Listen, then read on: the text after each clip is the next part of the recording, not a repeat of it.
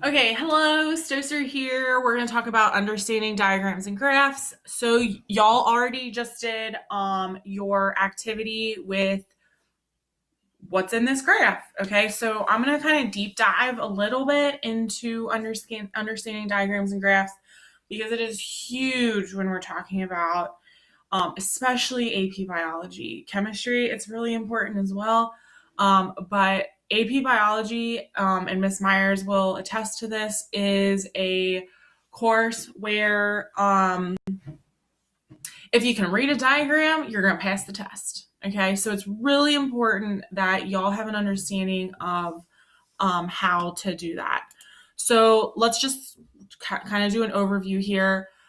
I know a lot of times I was really bad at this when I was in high school, and I think that's why I was such a poor student in high school, was because I would skip the dang things. Like, why are you showing me a picture? Give me the words, okay?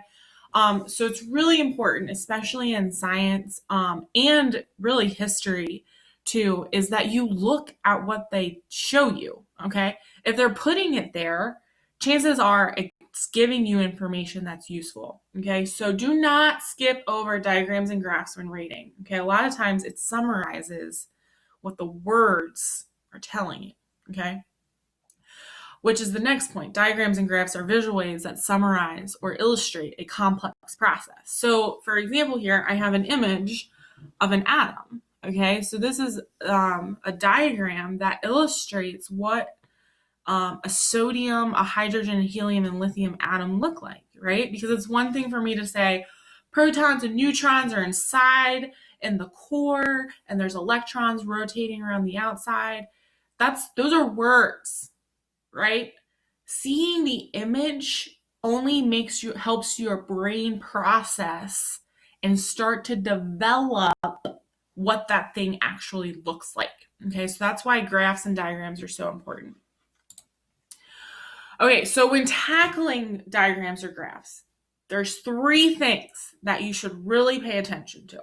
Okay, captions. If there's a caption, what clues about the illustration can you gain from the general description? So, like, you'll notice that this example that I have here doesn't have a caption. But if I was to put a caption on this, it would be photosynthesis. Okay, so your brain is like, okay, well, I know what photosynthesis is. It's how plants make food using the sun and carbon dioxide. Okay, so then your brain starts kind of thinking like prior knowledge. Okay, I may not know what this image is. Okay, but my brain is now thinking of stuff that I do know, and that's photosynthesis, right? I know that plants make food through photosynthesis. Labels. Read the labels, okay? Can you define or describe the items listed? If not, you didn't read the text well enough, okay? So if you don't know what chloroplast is, go figure it out. Go look it up again, okay? So you have a better understanding of what the diagram is telling you, okay? Because if you don't know what chloroplast is, what's the use of me looking at this diagram? There's none, because I don't know what it is. I gotta read about it, okay? Directionality. Are there arrows, numbers, letters? Are there things that show you the process of the diagram? In this example, yes, there is. And look, here's the cool thing about diagrams, because I'm gonna tell you one thing. There's one thing that I know. Scientists are lazy, okay?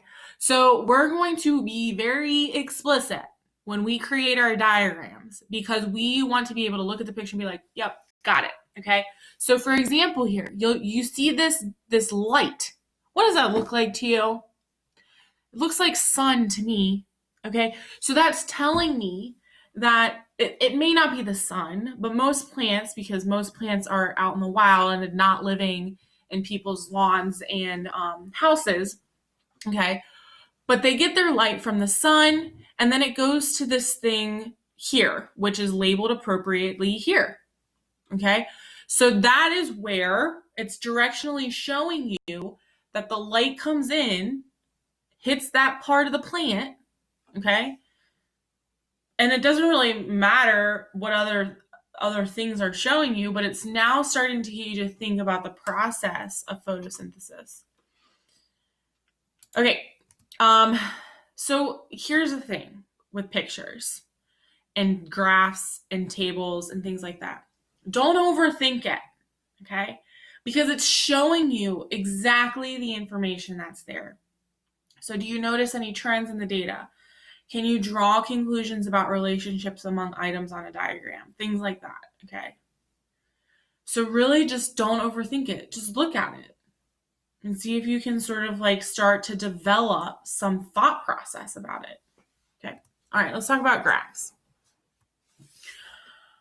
So I'm going to just briefly speak on the different types of graphs. Specifically in chemistry, the one that we use primarily are line graphs. So we'll get to that here shortly. But all of these things are equally important. Okay, so a circle graph, which you may know as a pie graph because it looks like a pie, right? If we can call things by food, we're going to, okay? So it displays data using a circle divided into sectors, which makes sense, right? Because if you say, I want half of that pie, you know it's going to be 2 halves, right? You just cut it down the center. We use a circle graph or a pie graph to show how data represents portions of one whole of one group, okay? And then you'll notice that each section is represented by a percentage because the whole pie is 100%, right? So if I have 50%, I know that I have half of that pie. That's why it's percentages, okay? So if we look at this example, it cleverly does pie preferences, okay? 30% of people enjoy pumpkin pie. Those people are crazy. 23% enjoy cherry pie. Those people are also crazy. I'm down here in this 3%. So you'll notice in a pie graph, each section is related to the size of that percentage, right? So you notice that 30 is a bigger slice than 3, okay? So that's a pie graph. Bar graphs, they display data by using bars of equal width. So it's the width of the bar doesn't mean anything. The length of the bar is what tells us the information, okay? You especially see these you see a lot of graphs on ACT science questions, okay? So it's really important that you understand how to read these things. Bar graphs are used for comparisons, okay? So you'll notice this is just the vertical representation. This is the horizontal bar representation. You probably did one of these when you were in elementary school where you graphed everybody like by birthday, right? So if you had 20 people with a January birthday, that's that line. You know, this looks like 11 people with a February birthday, et cetera, et cetera. And you also notice that you still have an X and Y axis, all right?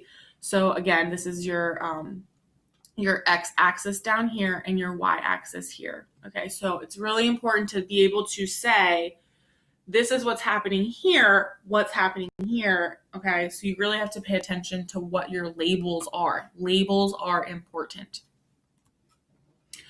A pictograph, you see these a lot in biology because there's lots of images, okay? So it uses pictures and symbols to display data. Each picture or symbol can represent one or more object, and there's always a key in a pictograph. So it's really important that you understand the key to look at the pictograph, okay? So like down here it says good grades on a spelling test. Ted, Sally, Mary, Chris, okay? Represents a month of 80% plus success. So Ted had 2 months of 80% or greater success. Sally had 3 months. Okay, so that's why reading the graph is really important in a pictograph. All right, a broken line graph. You see these a lot with like money.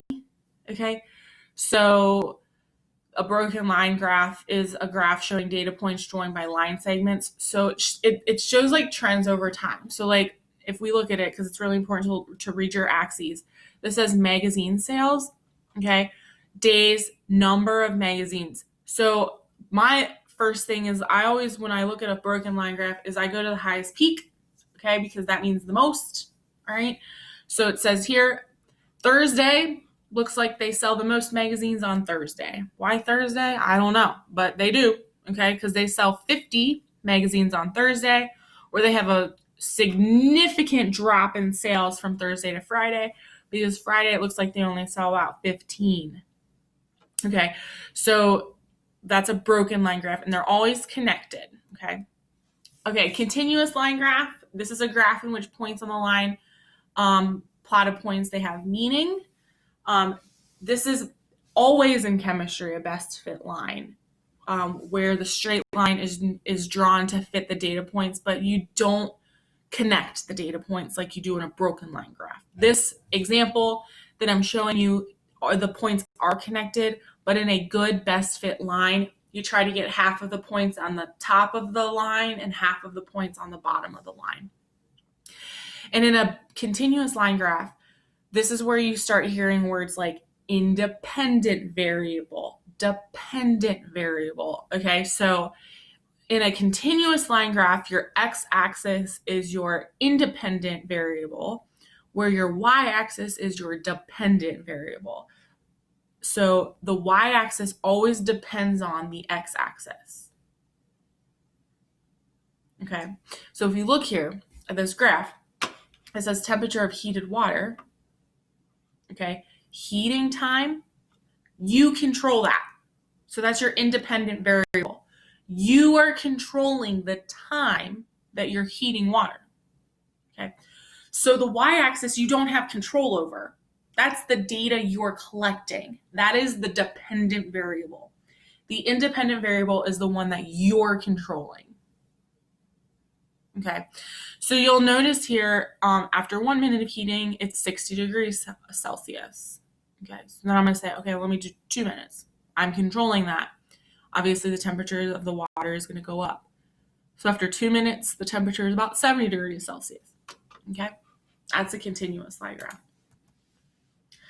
Scatter plots, not gonna lie, scatter plots kind of stress me out a little bit because I like continuous line best fit graphs, but scatter plots are super important as well. It's a graph of data that is a set of points, okay? So you'll notice here in a scatter plot, it shows you correlation, no correlation, okay? And what I mean by that is, does this data like kind of work together or does it not work together, okay? So you'll notice here, there's a high correlation. Why? Because everything is sort of like where here, there's no correlation. There's no consistency with the data. That's the one good thing about a scatter plot. Okay, last thing here, graph requirements, very important. For every graph you draw or you do in Google Sheets, you must include title, label your axes, and if you need a legend, you got to put a legend on there as well. Okay. Most of the time when you're graphing, you're only doing independent versus dependent, so you don't really need a legend for that because you're labeling your axes. But if you're doing something where you have more, you always have to give a legend to show what it is. Okay. All right, that's all I got for graphs, diagrams, and data. Thank you for listening.